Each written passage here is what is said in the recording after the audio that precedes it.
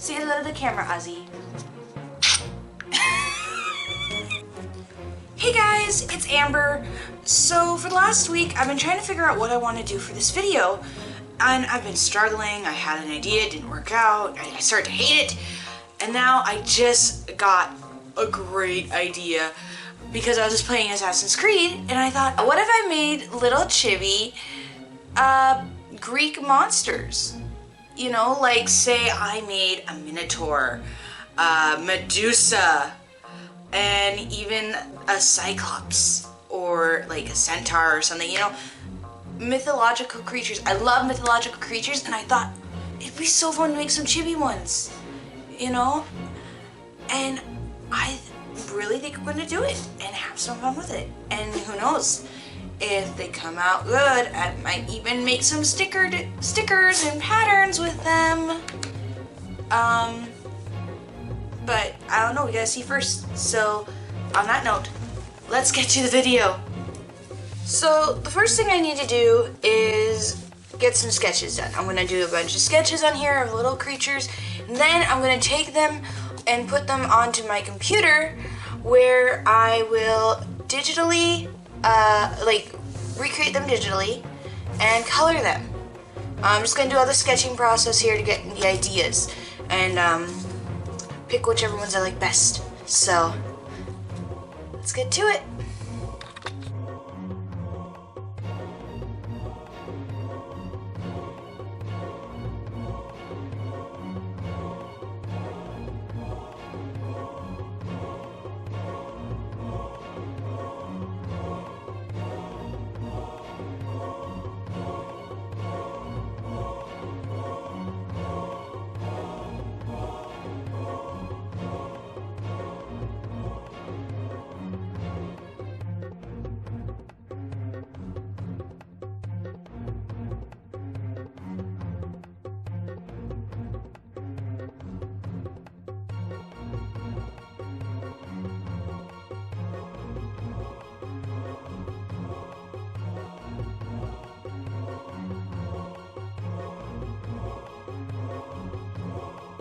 So I made a few different sketches. I made a little Medusa, a little Minotaur, a little Cyclops, made some really rough sketches of a satyr and a centaur, as you can see, or will see for some of these. I enjoyed it. Sadly, I couldn't make all of them like into digital pieces, at least not at the time of recording this. I might do more videos on some of these in the future, but we'll have to see. I really liked a few of these, especially Medusa, the Minotaur, and the Cyclops. But yeah, I hope you guys like them, and catch you sometime later in the video when there's more to be said. Okay.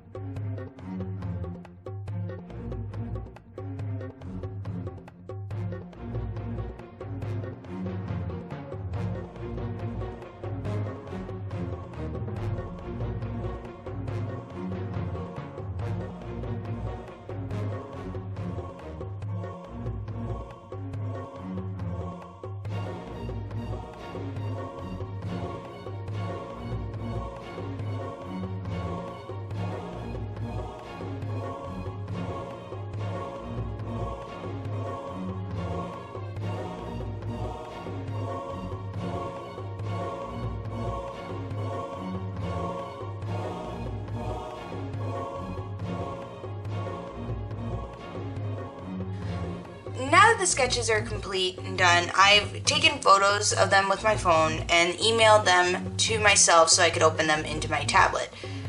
It's convoluted, and I could just scan them, but I like doing this because it's easy and I don't have to start up my printer. But what I'm going to do is I'm going to take a couple of them, if not all of them, and I'm going to make some of the designs, show you what I do some of what I do. Just so you're aware, I use Medibang Paint Pro to do a lot of my artwork, and it works pretty good. It's also free. I'll make sure there's a link in the description. So if you want to get this for yourself, you can. I'm not sponsored, by the way. Just, I like using it. It's free and it's really good for a free product. So, yeah, let's get to it then. Also, oh, and one other thing I forgot. I choose the illustrate button, and what I do is I make sure that when I make a sticker design, I like to make it in 8x8. At least that's what I do for 8x8 inches, and I find that's really nice for a sticker design and everything. So yeah, again, let's get to making this. Should be fun.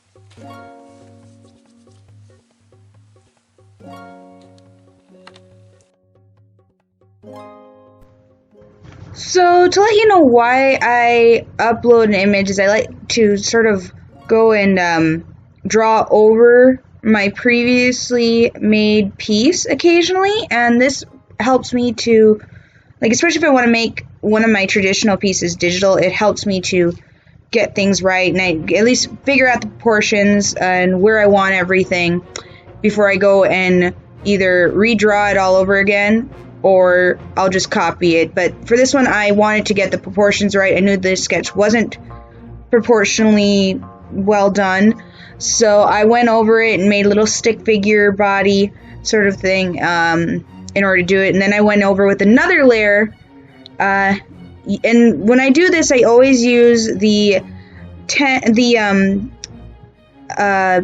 Sharp 10, which is a brush that is already on Medibang and everything. It's really useful. I enjoy it. It's very helpful for getting most of my line work down because I can make it both thicker or thinner when necessary.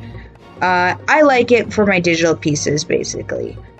But that's what I used for all the line art and to get things. Like I said, I have a few layers that I do. I do the structural layer. I do a second line work layer where it's like all the line art. And then I go over that one more time to get one or two more times to get the full line art. It just depends on what's happening and how easy something is or how difficult something is. But usually all my line art could take anywhere from 3 to 4 layers, if not more. Just so you guys have an idea of what it takes me to make a digital piece.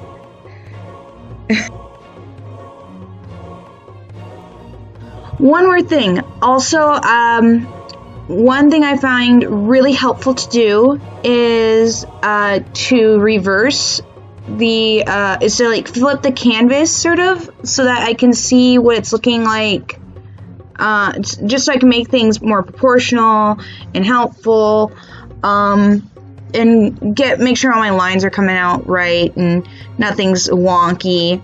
It's a very helpful tool to have. I wish when doing traditional I could constantly flip my piece over so I could see, just so I could know I'm doing it correct. It's going to look proportionally right.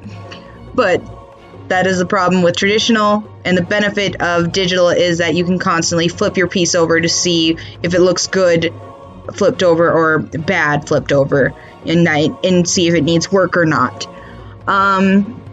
Yeah, just thought I'd put that out there. It's a very helpful tool to have when you're doing digital pieces.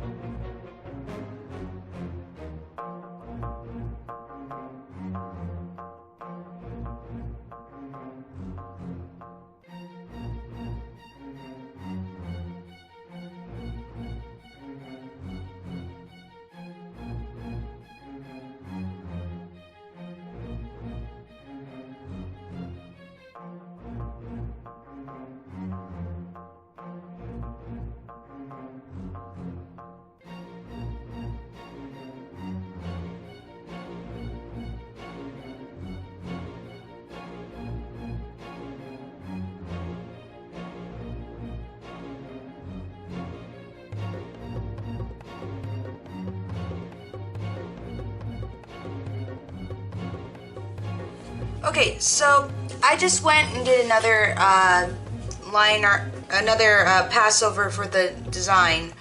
Gonna keep those spots and little scaly things, but I want to try and blend it, which is why I just wanted to get the baseline art. But I'm gonna come back in here now and add the color and everything. And you can see how I do that.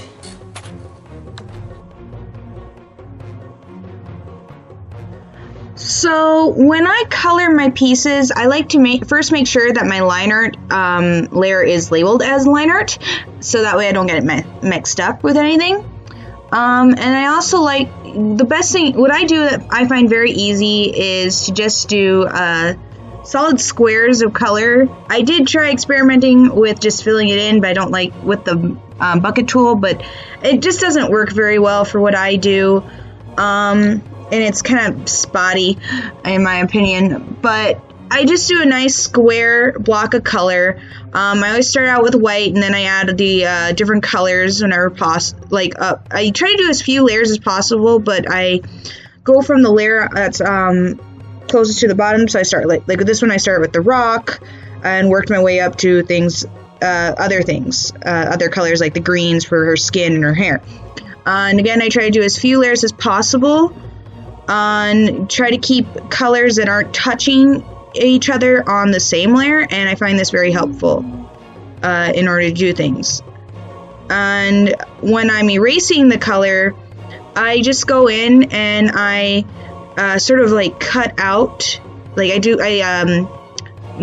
sort of line it, as you can see, around the spots that I need it, and then I just sort of I turn off my line art, and I grab that color and delete it, the unneeded color pieces. And then I put the line art back on, which helps me to get what I need, as you can see.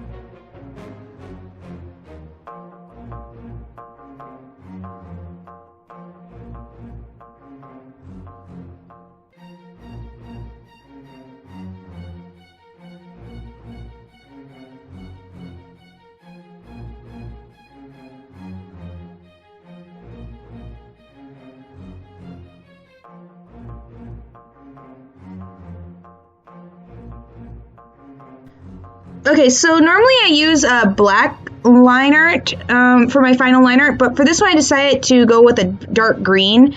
And where I have snake tongues, I went over with an airbrush brush to sort of change the line art for the tongues into a nice red, so that way it looks like they have little red tongues. And I also went and put a little bit of black in around the line art for the hair and on the eyes, and a couple parts of the nose, and some of the darker parts of the skin later on. I found this was very helpful, and it gave sort of like not a pure black, not pure black, but not a pure green or any pure line art, and almost like a no line art sort of style, I thought. I just really liked it. Oh, and here you can see where I'm trying to get the dots just right. I tried so many different things. In the end, though, I decided to use the splatter brush, which is another preset in Medibang, which I find very useful to use for like freckles and things. And this worked. I thought it worked very well for the scales. I used the green from her hair and the light green from her skin. Again, using airbrushing to get some parts darker and some parts lighter, to sort of give, her an underbelly, and some sort of discolor, because snakes have underbellies that are sometimes slightly lighter than their the rest of their body. And I also did this to give her some blush on her cheeks, and I liked it. I liked it so much. I think in the end she turned out really cute and a little bit feisty too.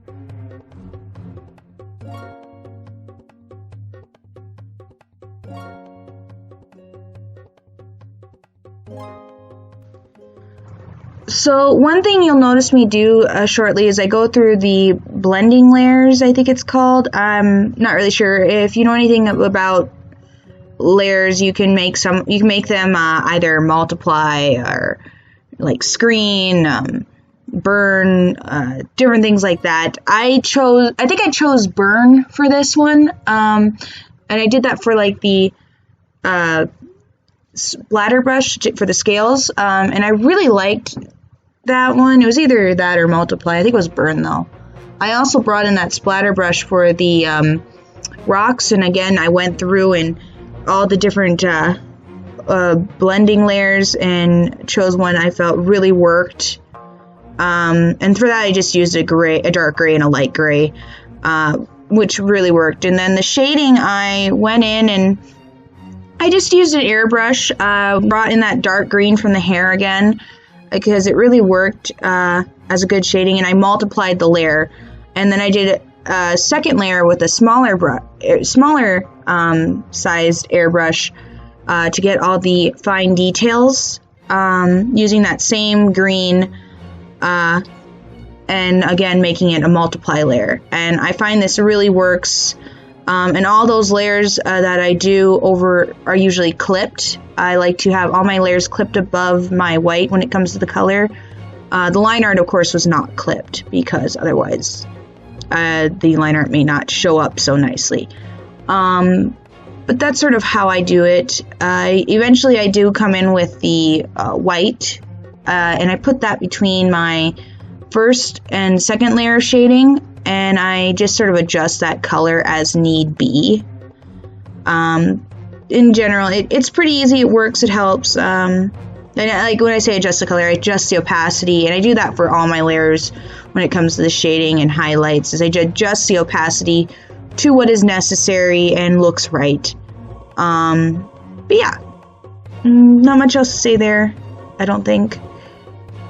I do think the shading turned out really good on this, and that green really helped, of course, to sort of bring the whole piece together for the shading, and I find that you want to go with a color that is already in your color palette for for your image or illustration or whatever you're using, and it usually helps for shading.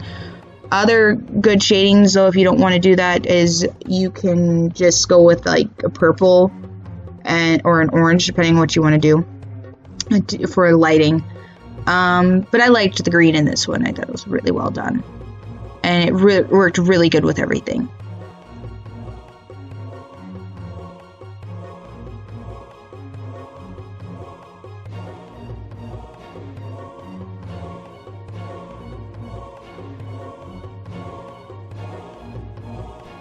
So normally I won't put this much white on an image for highlights, but due to the fact that this is a Gorgon, that Medusa is a Gorgon, which is a half snake kind of woman, or creature, whatever you want to call it, because I don't know if they can be men too, but I know there are women they're meant to be women, at least with Medusa. And snakes, they're not really slimy, but you got this, usually are pretty shiny in some ways, at least I think. It's been a while since I've seen a snake, but I felt that it benefited to give a lot of shine to the whole, and to make this whole like reptile look, like, whether she's slimy or not, it just, having that shine really helped it, I think. Give her more like, I don't know how to explain it. Just makes her look very reflective. And I think it really worked, though, for everything, like I said. And for the eyes, I went over top of my line art with a whole nother layer to make the highlights. And then here I just go in for the eyes and I do some more details. For this, I like to do a black for the pupils. And again, I keep using that airbrush tool. And then I also brought in the red from the eyes. And then I just go and do little details. I like to really do details in my eyes. For anyone who has seen my pictures, there's a lot of detail in the eyes, but yeah.